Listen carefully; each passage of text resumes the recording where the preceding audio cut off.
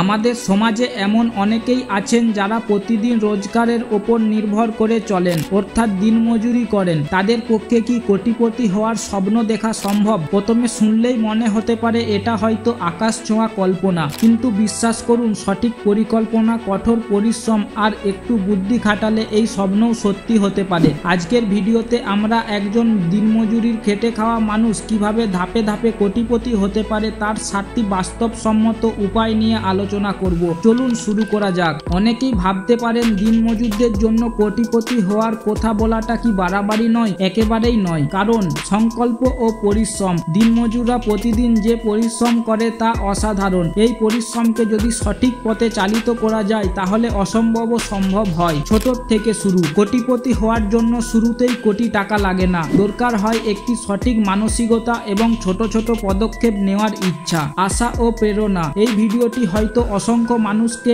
একটা নতুন পথের দিশা দেখাবে, তাদের মনে আশা যোগাবে এবং কঠোর পরিশ্রমের পাশাপাশি বুদ্ধি দিয়ে কাজ করার প্রেরণা দেবে। মনে রাখবেন, কোটিপতি হওয়া মানে শুধু টাকার পাহাড় জমানো নয়, বরং নিজের জীবনকে আর্থিক দিক থেকে স্বাধীন করা এবং নিজেদের ও পরিবারের জন্য একটা ভালো ভবিষ্যৎ তৈরি করা। এবার আসি মূল প্রসঙ্গে। একজন দিনমজুরি কিভাবে কোটিপতি হওয়ার স্বপ্নকে বাস্তবে পরিণত করতে পারেন তার 7টি গুরুত্বপূর্ণ ধাপ। নাম্বার 1, খরচ কমানো ও সঞ্চয়। সবচেয়ে গুরুত্বপূর্ণ প্রথম ধাপ, প্রতিদিনের উপার্জনের একটি নির্দিষ্ট অংশ, তা যতই ছোট হোক না কেন, আলাদা করে রাখুন। এমনকি যদি দিনে 50 টাকাও জমানো যায়, মাসে তা 1500 টাকা হয়। অপ্রয়োজনীয় খরচ বাদ দিন। বিলাসিতা বা যে খরচগুলো না করলেও চলে সেগুলো থেকে দূরে থাকুন, যেমন অপ্রয়োজনীয় তামাকজাত দ্রব্য, বেশি দামি রেস্তোরাঁর খাবার ইত্যাদি। বাজেট তৈরি। মাস শেষে আপনার কত টাকা আয় হলো আর কোথায় খরচ হলো তার হিসাব রাখুন। এতে অপ্রয়োজনীয় খরচগুলো ধরতে পারবেন। আপনি প্রতিদিন মাত্র 50 টাকা জমালে বছরে হয় 18,250 টাকা। এই ছোট ছোট পদক্ষেপই বড় লক্ষ্যের দিকে এগিয়ে নিয়ে যায়। নাম্বার 2,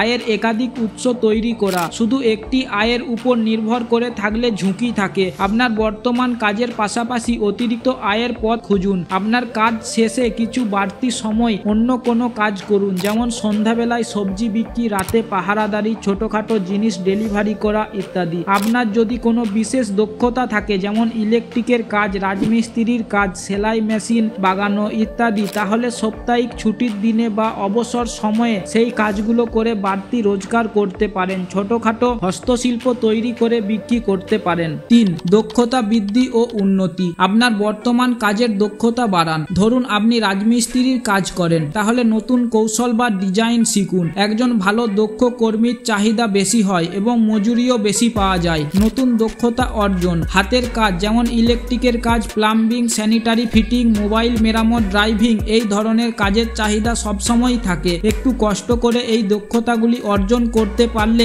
আয়ের পথ অনেকটা বেড়ে যায়। সরকারি বা বেসরকারি প্রশিক্ষণ। অনেক সরকারি বা বেসরকারি সংস্থা বিনামূল্যে এই ধরনের প্রশিক্ষণ দিয়ে থাকে। নাম্বার 4, ক্ষুদ্র ব্যবসা শুরু করা। ছোট ছোট পুঁজি দিয়ে ব্যবসা শুরু করা যায়। উদাহরণ, একটি সবজির দোকান বা ফলের দোকান, চা বা চপ পেঁয়াজের দোকান, মুদির দোকান, ফুটপাতে জামা কাপড় বা ছোট জিনিসপত্র বিক্রি। প্রথম দিকে সীমিত পুঁজি দিয়ে শুরু করে ধীরে ধীরে লাভের অংশ জমিয়ে ব্যবসা বড় করুন। 5, স্মার্ট ইনভেস্টমেন্টের দিকে পা বাড়ান। ইনভেস্টমেন্ট মানেই বড় টাকা লাগে না, ছোট ছোট অঙ্কের টাকা দিয়ে ইনভেস্টমেন্ট শুরু করা যায়। সবচেয়ে নিরাপদ উপায়, পাবলিক প্রভিডেন্ট ফান্ড বা সুকন্যা সমৃদ্ধি যোজনা, যদি কন্যা সন্তান থাকে। এখানে ট্যাক্স সুবিধাও পাওয়া যায় ও সরকার নির্ধারিত সুদ পাওয়া যায়। মিউচুয়াল ফান্ডে SIP, এটি একটি দারুণ উপায়। প্রতি মাসে মাত্র 500 টাকা দিয়ে শুরু করা যায়। এটি আপনার টাকা বাড়াতে সাহায্য করে। ঝুঁকির কিছুটা থাকলেও দীর্ঘমেয়াদে ভালো রিটার্ন দেয়। নিজের ব্যবসায় ইনভেস্টমেন্ট। আপনার যদি ছোট ব্যবসা থাকে তাহলে সেই ব্যবসার